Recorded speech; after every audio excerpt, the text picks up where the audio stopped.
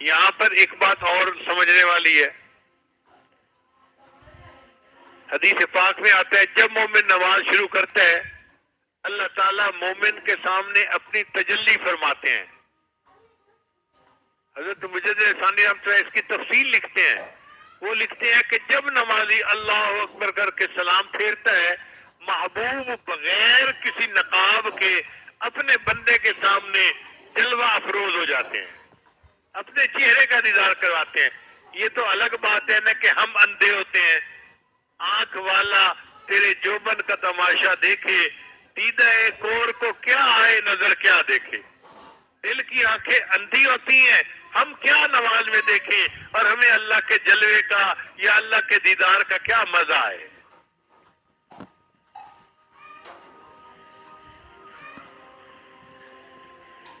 تو پھر وہ فرماتے ہیں کہ یہ جلوہ کب تک نمازی کو نصیب رہتا ہے. وہ کہتے ہیں کہ جب نمازی السلام علیکم ورحمۃ اللہ اور السلام علیکم ورحمۃ اللہ کہتا ہے تو کیا اللہ تعالیٰ پھر نقاب صفات کا اپنے چہرے پر کر لیتے ہیں اور بندے کو اپنے دیدار سے جو ہے وہ روک دیتے ہیں. فرماتے ہیں نہیں, اللہ رحیم ہے, اللہ کریم ہے.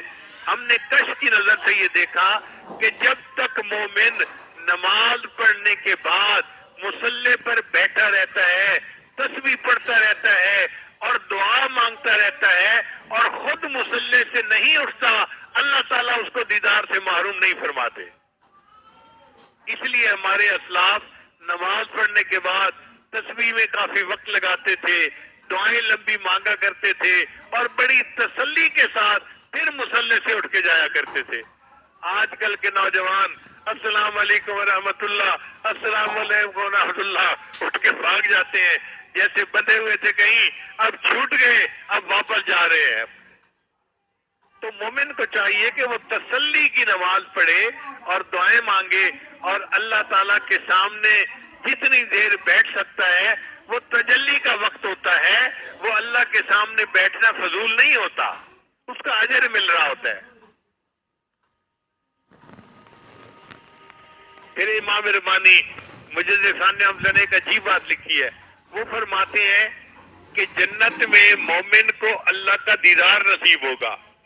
ہر جنتی کو جنت میں اللہ کا دیدار نصیب ہوگا, مگر دیدار کی کیفیت مختلف ہوگی. وہ فرماتے ہیں کہ جو مومن دنیا میں بغیر وساوس کے اور دنیا کی چیزوں کے خیال کے اللہ کی یاد میں ڈوب کر نماز پڑھتا ہوگا اس کو اللہ کا دیدار بغیر کسی پردے کے نصیب ہوگا. تجلی ذاتی دائمی اس کو وہ کہتے ہیں کہ اللہ تعالیٰ کی ایسی تجلی پڑے گی جو دائمی ہوگی اور اس کے اوپر کوئی پردہ نہیں ہوگا صفات کا. وہ اللہ تعالیٰ کے حسن کا صحیح طرح سے مشاہدہ کرے گا. تو جیسی دنیا میں نماز پڑھتا ہوگا آخرت میں اللہ تعالیٰ کے حسن کا ویسا ہی دیدار اس کو حاصل ہوگا. جو دنیا میں نماز پڑھتے ہیں کبھی نماز کا خیال, کبھی دکان کا خیال, کبھی بیوی کا خیال, کبھی بیٹے کا خیال, کبھی فلاں کا خیال, کبھی فلاں کا خیال, وہ فرماتے ہیں یہ تمام خیالات پردے ہیں جو جنت میں صفات کے پردے اس چہرے کے اوپر آ جائیں گے. اب بتائیے دلہن کو پردے سے دیکھنا مزہ دیتا ہے یا بغیر پردے کے؟ تو جو چاہتے ہیں کہ بغیر پردے کے اللہ کا دیدار نصیب ہو ان کو چاہیے کہ دنیا میں ایسی نماز پڑھیں کہ دنیا کا کوئی خیال دل میں نہ ہو. اب یہ کام ہے مشکل.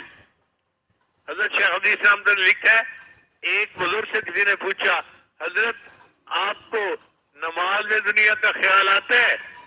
وہ فرمانے لگے نہ نماز میں آتا ہے نہ نماز کے علاوہ آتا ہے.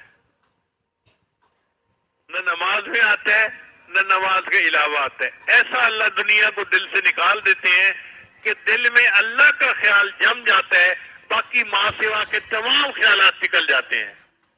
کاش کہ ہمارے بھی دل کی ایسی کیفیت ہو جائے کہ ہم اللہ کی نماز ایسے پڑھیں کہ اللہ کے سوا کسی اور کا دھیان ہی نہ ہو. ہماری حالت تو ایسی ہے سارا دن ہم دکان کے اندر اور جب نماز پڑھتے ہیں تو دکان ہمارے اندر، دکان کا حساب چل رہا ہوتا ہے نماز کی 4 رکعتوں میں۔ ایسے سجدے اللہ کو پسند نہیں آتے اور ایسی نمازوں کی اللہ کو کوئی پرواہ نہیں۔ عبادت کرنے والے فرشتے بہت ہیں، اگر ہمارے سجدے اللہ ٹھکرا دیں گے تو اللہ تعالیٰ کو اس کی کوئی پرواہ نہیں۔ ہم چاہیں، ہماری تمنا ہونی چاہیے، اے اللہ ہم کوئی تو سجدہ ایسا کریں جو محبت میں ڈوب کے کریں، جو بے خودی میں کریں، ایسا کریں کہ جیسے محبت میں محبوب کے قدموں پہ سر رکھ رہے ہوتے ہیں۔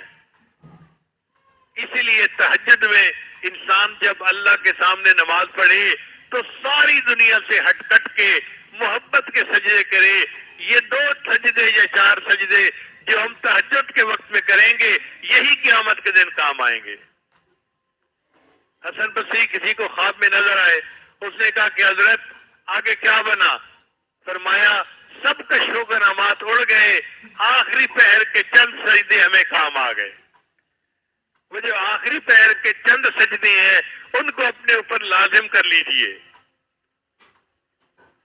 عام لوگ 5 فرض نمازیں پڑھتے ہیں، اور جو اللہ سے محبت کرنے والے ہوں، محبت کے راستے میں کچھ اور بھی نمازیں ہوتی ہیں، ان کے لیے اشراق بھی لازم، چاشت بھی لازم، اوابین بھی لازم، تہجد بھی لازم، بلکہ وہ تو صلاۃ التسبیح کو بھی پڑھتے ہیں، وہ 10 نمازیں پڑھتے ہیں ایک دن میں، وہ محبت کے راستے پہ قدم رکھنے والے ہوتے ہیں۔